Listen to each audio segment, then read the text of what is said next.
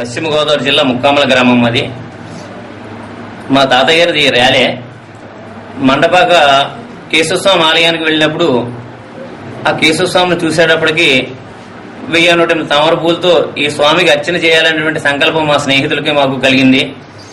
అది స్ఫూర్తిగా తీసుకుని ఆ మండపాక మాండవ్య మహర్షితే ప్రతిష్ఠింపబడినటువంటి కేశవస్వామి ఆలయంలో మండపాకలో ఈ పూజ జరుగుతుండగానే పంచకేశవాలయాల్లో కూడా చేస్తే బాగుంటుంది అనేటువంటి భావన ఆ స్వామి యొక్క ప్రేరణ వల్ల మనసులో కలిగింది. అలాగే మాకు ఒక కోరికుండి చేయడం కాదు, అది ఒక స్వామి ప్రేరణ వల్ల చేస్తున్నాము. కేశవాలయంలో చేసాం. మొన్న పరాశరుడు ప్రతిష్ఠ చేసినటువంటి కృతయుగం నాటిది అది. ఇక కొటాలపర్లు గ్రామంలో కృతయుగం నాటి గుడి. ఆ ఆలయంలో కూడా మనం చేసాం. ఇది 4వది ర్యాలీ గ్రామంలో చేస్తున్నాం. ఇది స్వయంభూగా వెలిసినటువంటి కేశవస్వామి ఆలయం అని చెప్తారు. తర్వాత వాకతిప్ప అనేటువంటి ఊరు ఇక్కడ పామరుకు దగ్గరలో ఉందిట. అది తొందరలో వెళ్లి ఆ యొక్క కోరిక కూడా స్వామి యొక్క అనుగ్రహం చేత పూర్తి చేసుకుంటామని చెప్పేసి